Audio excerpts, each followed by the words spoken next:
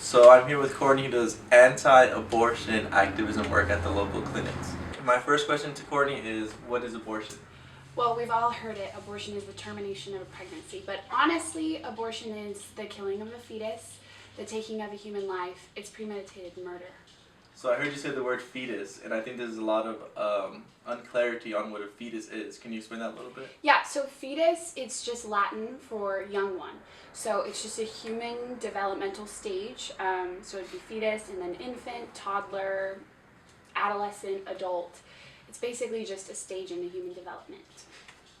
So now that we've kind of laid the ground down for a fetus, can we go into the aspect of when does life begin for a fetus? Yeah, so life begins at conception. Scientifically, without a doubt, when the sperm meets the egg, it's life. Right. So in your last answer, you said that the taking of a human's life, that's what defines abortion. Mm-hmm. So is there ever a circumstance where abortion isn't wrong, or is it overall all abortion is wrong? You know, that depends entirely on your worldview. I personally would say yes, all abortion is wrong because I believe that all murder is wrong. It's like you have an armed gunman who breaks into a house, pulls a child out of a crib, and shoots it. If you think that's wrong, then yes, all abortion is wrong. If you're okay with that, then you could probably make the case that abortion is wrong. So some would say that there are circumstances where they can't care for a child. So in that situation, wouldn't abortion even be a merciful act of the parents of that fetus? No, abortion is never merciful. It's always an option made out of convenience and selfishness. I look at abortion as the altar of convenience. There's nothing merciful about crushing the skull and ending the heartbeat of a child. What's merciful is to take your child that you cannot care for and put it into a loving adoptive home. Finding someone that can care for the child and love the child. That's selfless and merciful. But no, it's not merciful to take someone's life, ever. But especially when you look at abortion, so much of the time, the mother doesn't want to give up her child, so she would rather murder her or him. That's not mercy. Even in the sense, I think a big argument I've heard is, well, what if a act was done to me, quote unquote, rape, where I never wanted a child in the first place? What would be your answer for that? Well, I believe rape is a horrible, vile act. It's a horrible crime. I know you would agree. But abortion and rape are wrong for the same reason. They're both violent acts of aggression against an innocent party. Abortion doesn't undo rape. A girl that has conceived a child through rape, she can't take that away. She can't take away the rape, the act, by doing another act, another crime against humanity. It's not the child's fault. The sins of the father should not punish the child. The child should not die because of what the mother went through and what the father did. I mean, it's a horrible, horrible situation, but it's not healing for a young girl or even any woman. It is not healing for her to go murder her child. It's not natural for women. The safest place for a child is supposed to be the womb, and in the 21st century, it's the most dangerous place to be. It's a horrible, horrible process. And so for a woman to have to go through rape, to then become a murderer, to kill her child, it doesn't undo it, and it only causes more harm and pain. And there are so many stories of women that have been raped, have aborted their children, and later regretted it.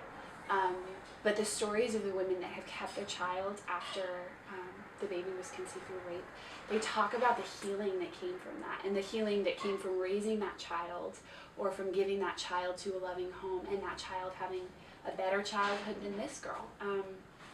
So obviously rape is always a horrible thing, but so is abortion. But even then, what about choice? What about the woman's choice? Every crime begins with a choice, and I think it's disgusting that people use that argument to take the choice away from the party that they're about to murder.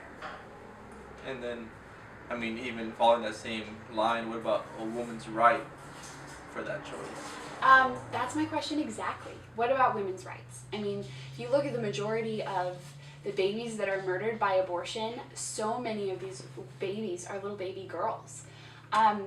Is that feminism? Is that gender equality to kill off these little girls? I mean, if we're talking about women's rights, I mean, how hypocritical of us to kill off women. So many people say, you know what, her body, her choice. No, it's not her body. The body inside of her body is not her body. And I would make the argument that the body inside of her body should have the option to do what she wants or he wants with his body or her body. So we keep talking about, this idea of a woman's right to her body. I mean, does a woman really have a right to her body? Absolutely. I think so. Yeah, absolutely. But keep in mind, if a woman is going to smoke pot, the people that she loves and that love her, they're going to be like, hey, don't smoke pot. It's not good for you. So she has to deal with that. In the same way, if a woman is going to have an abortion, I'll be the first one to tell her that some side effects of abortion are death, infertility, depression, cancer. So yeah, I absolutely believe that she has the right to do what she wants with her own body. The danger in that question, though, is most people imply by asking that, doesn't she have the right to kill her child? But like I said, the body inside of her body is not her body. So yeah, I would say she absolutely has the right to do what she wants with her body. When another body's in question, when it's another human life, no, it's not her choice anymore, it's theirs. Otherwise, it's complete hypocrisy. So I've heard a lot about this, a place called Planned Parenthood. What is Planned Parenthood? Planned Parenthood Federation of America is a non-profit organization that provides reproductive health services to women in the United States and internationally. That's a fancy way of saying that they're the largest provider of abortions in America. So now that we know a little bit about Planned Parenthood, who's the founder? Who started Planned Parenthood? Margaret Sanger. In the early 1920s, Sanger started the Birth Control Federation of America, which we now know today as the Planned Parenthood Federation of America. She was an evil, evil white supremacist. She looked at the world like a garden. And her goal was to purify that garden, and how she would purify that garden was to remove blacks, Jews, and Hispanics. She believed that there were weeds that needed to be plucked from the earth. I mean, we're talking just evil. She associated with Hitler, and she had their ideals, the ideals of eugenics and massacre. And her legacy is great. Her legacy is the death of millions and millions and millions of babies, of human beings. So it seems like at the core of Planned Parenthood is nothing but evil worldviews. Yeah, absolutely. Absolutely. So you wouldn't say that Planned Parenthood wants to help these women? No. No, they don't just want to help them. Planned Parenthood hates women, men, and children. They're a lucrative business. They profit from the shedding of innocent blood. Their goal is to see as many people die as possible. So no, they don't want to help.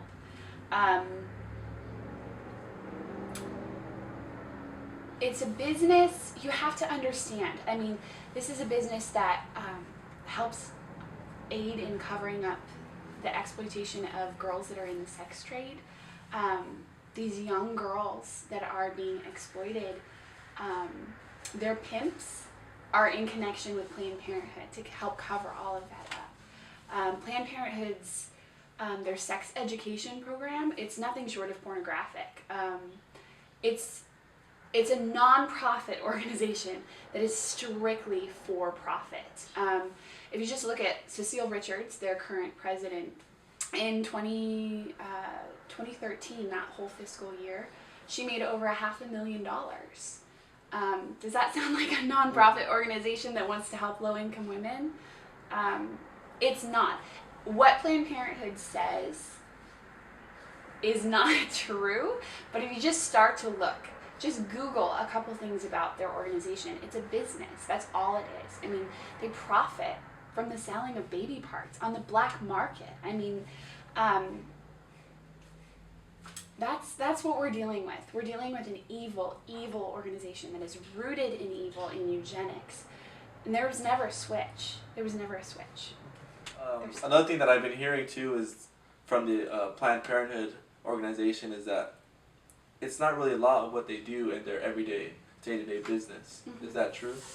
Absolutely not. It's not true at all. I mean, Planned Parenthood is the largest provider of abortions in America.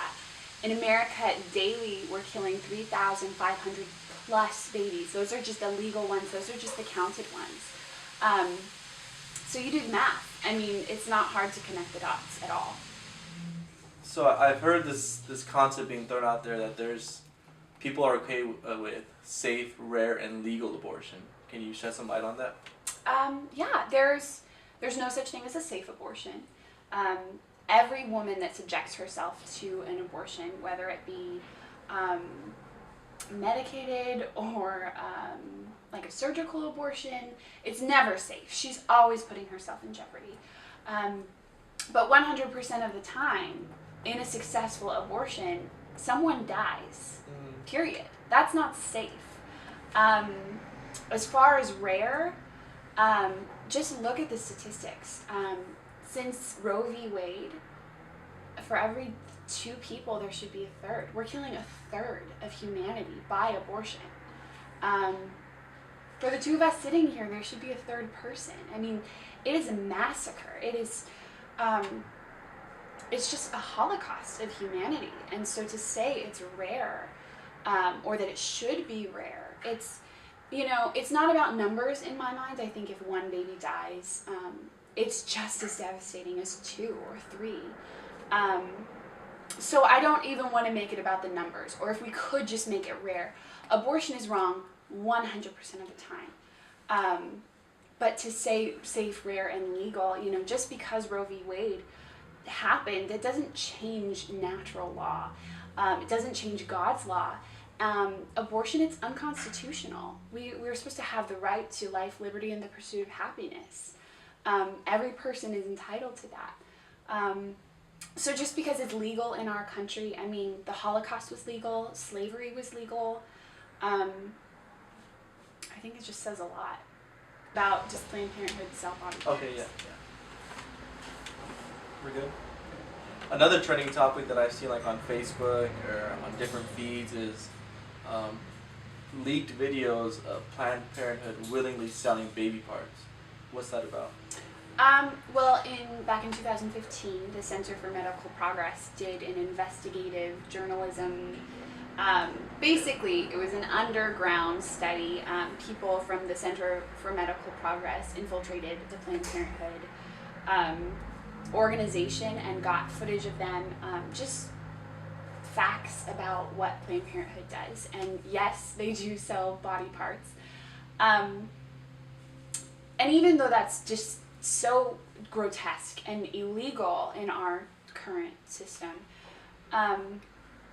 it really doesn't upset me like it upsets other people. And I don't know why we as a culture are so disgusted with the concept of them selling the parts, but we could care less that they're killing the babies that they're selling. So I mean, I obviously think it's totally insensitive and grotesque. But I think that we just need to get back to the real issue, and the real issue is they're murdering children. So you that are involved in this work, what would you say is the most effective way to bring about change of this very disgusting and sad reality, and how can people practically help? Honestly, I think the only way to bring about change is revival. I don't really see much that we can do. I think that we have objectified men and women. We have devalued life so much in our culture. I don't know that there's really any undoing of that. We're just so far gone. Mm-hmm. I really think that the only thing that can really bring about change is Jesus Christ and the gospel and revival in the hearts of Christians and in the world and in the church. So I don't think that's a hopeless perspective. I think it's such a hopeful perspective because we're so incapable And God is so gracious and so mighty. And we've just seen his hand, we've seen his mercy and his sovereignty through all of this.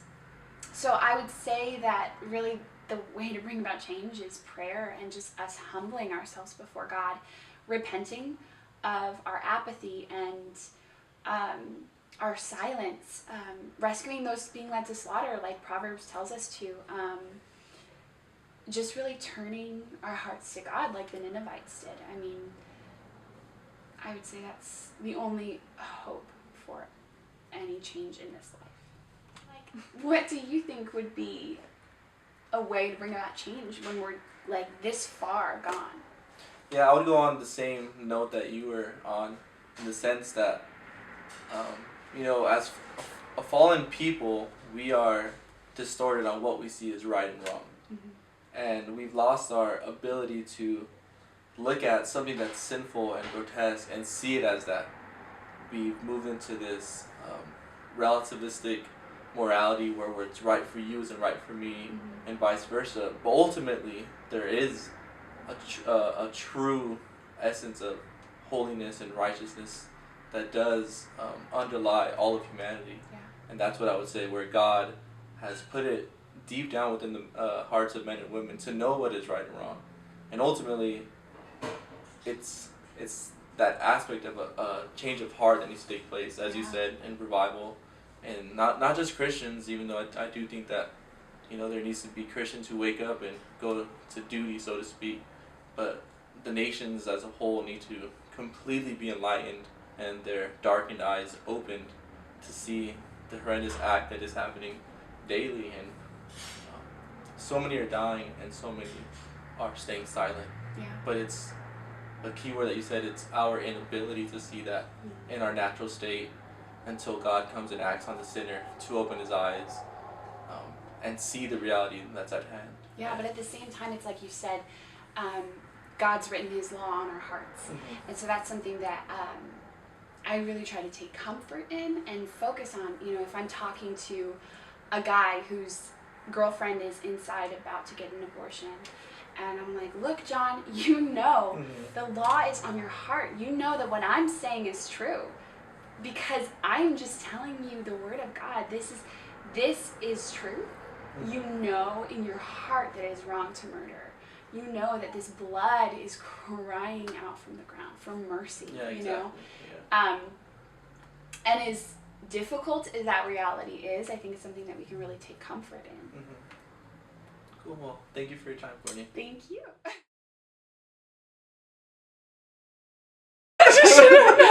Okay, just record. Evil woman who had ideals like Hitler and Stalin. Hi, puppy.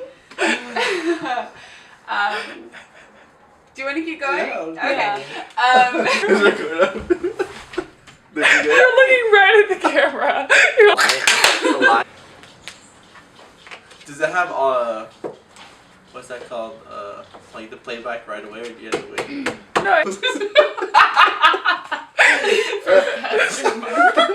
think you're the higher elevation. Here, then she has the higher torso. I'll be by the She can get the wood chair. You can get the wood chair. I don't want people to know that I